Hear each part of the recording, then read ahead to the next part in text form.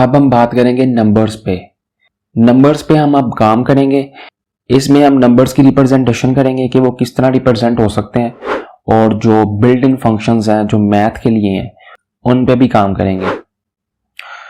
तो अब देखते हैं कि नंबर्स को हम किस तरह रिप्रेजेंट कर सकते हैं। अगर आपने सिंपली प्रिंट करवाना है नंबर, तो प्रिंट की कमांड लगानी पड़ेगी आपको। और लेट्स सपोज मैं इधर 24 रिप्रेजेंट करना चाह रहा हूँ नंबर, कि वो मेरी कंसोल पे प्रिंट आउट हो।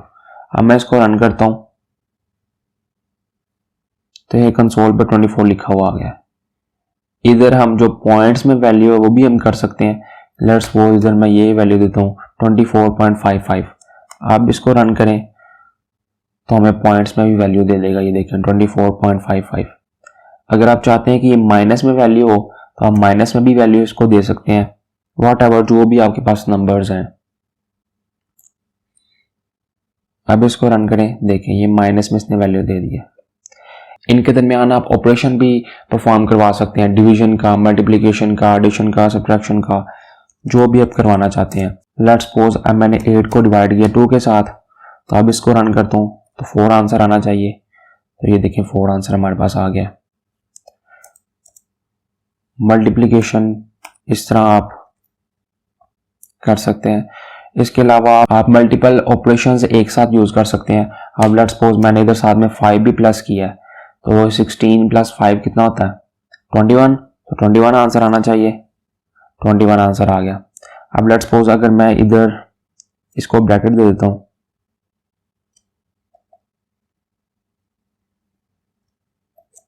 तो अब क्या आंसर आना चाहिए 7 × 8 56। तो ये देखें 56 आंसर आ गया। इस तरह आप मल्टीपल जो ऑपरेशंस हैं वो एक साथ परफॉर्म करवा सकते हैं। यहाँ पे जो एक नई चीज होगी आपके लिए वो होगा मॉडुलस ऑपरेटर। मॉडुलस ऑपरेटर आपने सुना ही होगा, इस पे काम भी किया होगा। मॉडुलस ऑपरेटर असल में क्या होता है, जो रिमाइंडर होता है उसकी वैल्यू देता है। अब मैं लेट्स सपोज यहाँ पे लिखता हूं 15 शिफ्ट 5, जब आप प्रेस करेंगे तो मॉडुलस ऑपरेटर लिखा जाएगा। अब मैं इसको डिवाइड करता हूं 4 के साथ। अभी आप माइंड स्केच बनाएं कि इसको डिवाइड करेंगे तो हमारे पास रिमाइंडर क्या आएगा। 4 3s are 12 होता है, और हमारे पास जब माइनस करेंगे तो पीछे रिमाइंडर 3 रह जाएगा। तो इसका मतलब है इसको आंसर 3 देना चाहिए। तो अब इसको रन करते हैं तो ये देखिए इसने 3 आंसर दे दिया। अब मैं अगर इधर 10 मॉडुलस और इधर 3 लिखूं तो अब क्या रिमाइंडर आना चाहिए, अब 1 रिमाइंडर आना चाहिए। 3 3s are 9, 10 में से 9 माइनस करेंगे तो 1 आएगा, तो 1 हमारा रिमाइंडर है। तो मॉडुलस ऑपरेटर वही वैल्यू देता है जो हमारा रिमाइंडर होता है। तो अब इसको रन करते हैं तो हमारे पास 1 वैल्यू आ गई है। अब अगर हम कोई भी नंबर किसी वेरिएबल में स्टोर करवाते हैं, उसको अकेला किस तरह प्रिंट आउट कर सकते हैं, उसको अगर मैसेजेस के साथ प्रिंट आउट करना है तो वो किस तरह कर सकते हैं, अब वो देखते हैं। अब लेट्स सपोज मैं एक नम के नाम से वेरिएबल क्रिएट करता हूं और उसके अंदर मैं 10 स्टोर कर देता हूं। तो मैं यहां पे आके नम लिखूंगा, तो अब इसको रन करूंगा तो हमें 10 आंसर मिल जाएगा। 10 आंसर आ गया हमारे पास। इस तरह जो सा वेरिएबल के अंदर आप स्टोर करा के उसकी वैल्यू को भी यूज कर सकते हैं आप। इसके साथ अगर आप कोई ऑपरेटर यूज करना चाहें, इसको 5 के साथ मल्टीप्लाई करें और इसको रन करें तो ये देखिए हमारे पास 50 आंसर आ गए। मतलब इस तरह भी आप वेरिएबल को यूज कर सकते हैं। अब बात आती है कि अगर हम along with the message variable को हम किस तरह यूज कर सकते हैं। अब मैं यहाँ पे लेट्स सपोज कहता हूं माय नंबर इज, और पीछे हमने सीखा था कि हमें अगर वेरिएबल को यूज करना तो प्लस लगाना पड़ेगा और साथ में जो वेरिएबल का नेम है वो लिखना पड़ेगा। तो हमने नम लिखा। तो अब ये स्टेटमेंट देखें, क्या इसमें कोई आपको स्टेटमेंट में कोई खराबी नजर आ रही है, कुछ एरर नजर आ रहा है, सिंटैक्स एरर? मेरा नहीं ख्याल, जो मैंने आपको पीछे सिखाया ये इसमें कोई गलती है, कोई एरर है। अब इसको रन करते हैं और देखते हैं इसमें क्या प्रॉब्लम है। ये देखिए उसने एरर दे दिया। मैंने आपको सिखाया था कि जब भी आपने मैसेजेस के साथ वेरिएबल को यूज करना है तो आपने सेम यही पैटर्न यूज करना है, प्लस लगा के आगे वेरिएबल का नेम। लेकिन ऐसा वेरिएबल जिसके अंदर नंबर स्टोर होता है तो वो इस तरह रिप्रेजेंट नहीं हो सकता। उसके लिए जो एक स्टेटमेंट है वो ये है कि इधर हमें str डिक्लेयर करना पड़ेगा कि ये हमारी स्ट्रिंग है, और इसके अंदर आपने जो वेरिएबल का नेम है वो लिखना है। अब हमारे वेरिएबल का नेम क्या है, नम है, तो हम नम लिखेंगे। तो यहां से हम रेज कर देते हैं, और अब देखें, अब इसको रन करेंगे तो ये लिखा आएगा माय नंबर इज 10।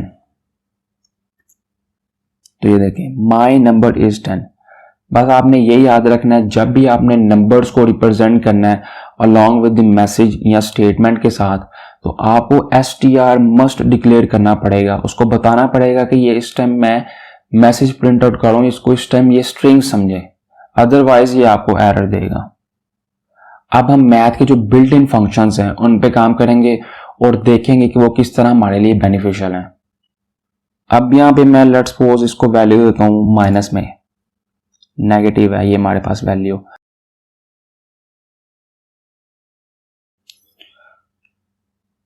अब मैं यहाँ पे बिल्ट इन फंक्शन कॉल करता हूँ abs, और इसके अंदर वैल्यू देता हूँ, इसको कॉपी करते हैं और इसके अंदर पेस्ट कर देते हैं, और यहाँ पे मैं कहता हूँ कि नम प्रिंट आउट करें। यहाँ पे देखें मैंने नेगेटिव वैल्यू दी है और वो मैंने नम वेरिएबल एक क्रिएट किया है, उसके अंदर स्टोर किया है, और उसके बाद मैंने कहा कि प्रिंट करो नम के अंदर जो भी डाटा है वो प्रिंट करें। तो अब मैं इसको रन करता हूँ तो उसने 10 वैल्यू दी है, हालांकि मैंने इधर माइनस वैल्यू दी है। वो क्यों आई है, हमने यहाँ पे बिल्ट इन फंक्शन कॉल किया abs। इस बिल्ट इन फंक्शन की फंक्शनैलिटी ये है कि जितनी भी नेगेटिव वैल्यूज होंगी उन सबको वो पॉजिटिव कर देगा, ये इसकी फंक्शनैलिटी में आता है। या तो आप इस तरह ये जो सा है इसको रिप्रेजेंट कर सकते हैं, नहीं तो आप डायरेक्ट जाके इस तरह abs लिख सकते हैं और इसके अंदर -10 वैल्यू दे दें और इस स्टेटमेंट को रिमूव कर दें। आप इस तरह भी कर सकते हैं या आप उस तरह भी कर सकते हैं। आप इसको रन करें तो हमारे पास ये अगेन 10 आ गया। इधर मैं 20 कर देता हूँ ताकि आपको पता चल सके। आप इसको रन किया मैंने तो ये 20 आ गया। मैंने -20 दी है, उसने 20 वैल्यू दे दी है। आप इस तरह जो लाइन ऑफ कोड है उसको रिड्यूस कर सकते हैं, आप इस तरह भी लिख सकते हैं। अब हम नेक्स्ट फंक्शन की तरफ जाते हैं। जो हमारे पास नेक्स्ट फंक्शन है वो पावर का है। पावर और ओपन एंड क्लोज पैरेंथेसिस। अब हमने यहाँ पे लेट्स सपोज मैंने करना है 4 की पावर 2। 4 की पावर 2 क्या होती है, वैसे 16 होती है। तो अब मैं यहाँ पे 4 लिखूंगा और एक कोमा लगाऊंगा और इसकी यहाँ पे मैंने पावर बतानी है कि इसकी पावर क्या है। अगर मैं यहाँ पे 2 लिखूंगा तो ये अभी आप समझें कि 4 की पावर 2 लिखी गई है इस टाइम। 4 की पावर 2 क्या होता है 16। अब इसको रन करते हैं तो ये देखें 16 आ गया। अगर मैं यहाँ पे 4 की पावर 3 कर देता हूँ तो वो उसकी वैल्यू देगा, देखिए 64 आ गया। यहाँ पे अगर हम 5 लिख दें तो 5 की पावर 3 हो जाएगा। इस तरह ये फंक्शन जो सा पावर का ये काम करता है। उसके बाद आपके पास मल्टीपल नंबर्स हैं, आप उसमें से चाहते हैं कि मैक्सिमम कौन सा या मिनिमम कौन सा नंबर आप सिंपली उसको एग्जीक्यूट करवाना चाहते हैं, तो उसके लिए भी हमारे पास फंक्शन है बिल्ट इन। मैं लेट्स सपोज मिनिमम का करता हूँ और उसके अंदर मैं वैल्यू स्टोर कर देता हूँ। एक 10 कर देता हूँ, एक 15 कर देता हूँ, एक 25 कर देता हूँ। इस तरह मल्टीपल नंबर इसके अंदर यूज कर सकते हैं। अब मैं इसको रन करता हूँ तो हमें जो मिनिमम वैल्यू होगी वो हमें फाइंड आउट करके प्रिंट आउट कर देगा। तो हम इसको रन करते हैं तो उसने 10 वैल्यू दे दी। उसने कहा है जो आपने नंबर्स दिए हैं उनमें से जो सबसे मिनिमम वैल्यू है वो 10 है। अगर मैं यहाँ पे मैक्सिमम कर देता हूँ, मैक्स लिख देता हूँ, तो अब मैं इसको रन करता हूँ तो हमें मैक्सिमम वैल्यू हमारी स्क्रीन पे आ गई है। ये 25 मैक्सिमम वैल्यू है। उसके बाद हमारे पास राउंड का फंक्शन होता है। अब लेट्स सपोज इसको रेज करें और मैं इधर राउंड लिख देता हूँ और इसके अंदर मैं वैल्यू देता हूँ 6.4। तो अब इसको रन करें तो क्या हमारे पास वैल्यू आएगी, 6 आएगी। देखिए मेरे पास 6 वैल्यू आ गई, इसने राउंड कर दी है। इसने जो 0.4 है उसको एलिमिनेट कर दिया और 6 वैल्यू दे दी। अगर मैं यहाँ पे 6 कर देता हूँ 6.6, तो यहाँ पे ऑटोमेटिकली ये स्केल अप कर देगा, मतलब ये 7 वैल्यू दे देगा हमें। देखिए इसने 7 वैल्यू दे दी है। इसके अलावा बहुत से मैथ के फंक्शन हैं जो आप यूज कर सकते हैं। उसके लिए आपको इस तरह करना पड़ेगा कि आपको मैथ की जो हेडर फाइल है वो आपको इंपोर्ट करनी पड़ेगी।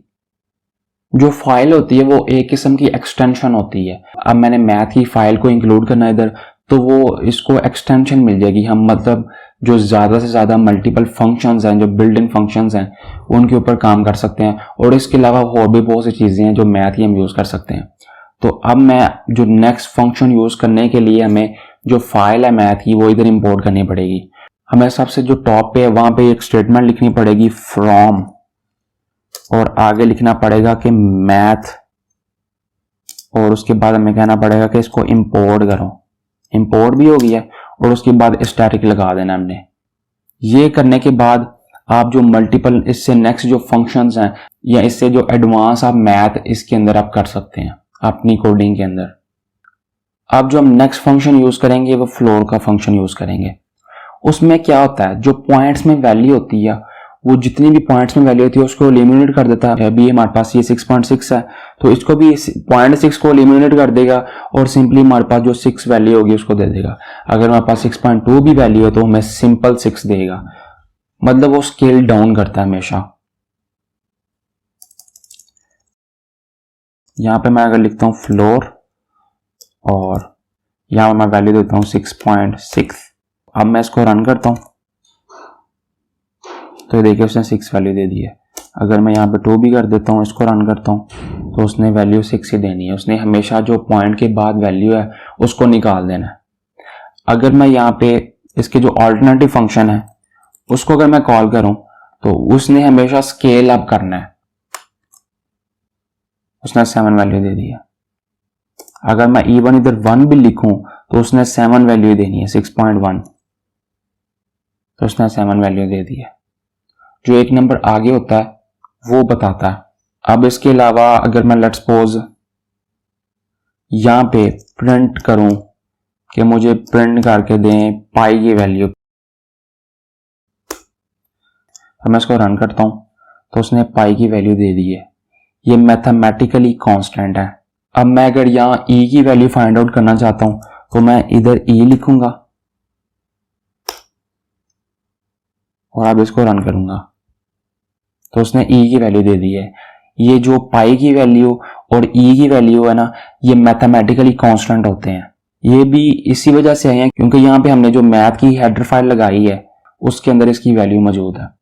उसके बाद आप मल्टीपल फंक्शन यूज कर सकते हैं। आप एक्सपोनेंशियल फॉर्म में इसको यूज कर सकते हैं, एक्सपोनेंट, और मैं अगर इधर कहता हूँ 7 तो उसकी वैल्यू दे देगा हमें, तो उसने 7 की वैल्यू दे दी है। आप इधर लॉग भी यूज कर सकते हैं। अब मैं इसको रन करता हूं तो उसने लॉग दे दिया। लॉग 7 की वैल्यू क्या है, इधर अगर मैं लेट्स सपोज 30 लिख देता हूं, आप इधर साइन, टैन, कॉज, कोसिकेंट ये सारे यूज कर सकते हैं आप। तो उसने ये वैल्यू दे दी है। इसके अलावा कॉज भी यूज कर सकते हैं, टैन भी यूज कर सकते हैं, कोसिकेंट भी यूज कर सकते हैं, व्हाटएवर जो भी होते हैं। उसके बाद हमारे पास एक फंक्शन आता है स्क्वायर रूट का, वो बहुत इंटरेस्टिंग है। अगर लेट्स सपोज आपकी कोडिंग में कहीं स्क्वायर रूट का काम आ जाए, अब आपके पास 25 का स्क्वायर रूट, आपको पता है 25 का स्क्वायर रूट क्या होता है, 5 होता है। ये तो आप सिंपली कर सकते हैं, लेकिन अब पॉइंट्स में अगर वैल्यू हो या बड़ी वैल्यू हो तो उसको भी अगर आप यूज करना चाहते हैं तो वो भी सिंपली आप यूज कर सकते हैं। सिंपल आपको जो स्क्वायर रूट का बिल्ट इन फंक्शन है वो कॉल करना पड़ेगा और उसके अंदर उसको वैल्यू देनी पड़ेगी और आपके पास वैल्यू आ जाएगी। अब मैं अगर यहां पे लिखता हूं स्क्वायर रूट और मैं इधर क्या देता हूं कि 49 का मुझे स्क्वायर रूट चाहिए। अब मैं इसको रन करता हूं तो उसने 7 वैल्यू दे दी है। इस तरह आप स्क्वायर रूट फाइंड कर सकते हैं। इधर अगर मैं 36 लिखूं तो हमें ये 6 वैल्यू दे देगा। इसके अलावा मैथ के बहुत से बिल्ट इन फंक्शन है वो यूज कर सकते हैं। आप गूगल पे जाकर जरूर सर्च कीजिएगा और इन पे काम भी कीजिएगा। जो कॉमनली यूज होते हैं कोडिंग के अंदर वो मैंने आपको बता दिए हैं। इंट्रोडक्शन मैंने दे दिया, आप इसकी प्रैक्टिस करें। अगर आपका कोई भी क्वेश्चन है इस टॉपिक के रिलेटेड, आप कमेंट में क्वेश्चन कर सकते हैं, मैं उसका आंसर जरूर करूंगा। अगर आपको इस वीडियो में कुछ भी सीखने को मिला है या ये वीडियो आपको सीखने लायक लगी है तो मेरे चैनल को जरूर सब्सक्राइब करें और बेल आइकन को लाजमी प्रेस करें। आपको मेरे साथ कांटेक्ट करने के सोशल लिंक डिस्क्रिप्शन में मिल जाएंगे। तो मिलते हैं नेक्स्ट वीडियो में।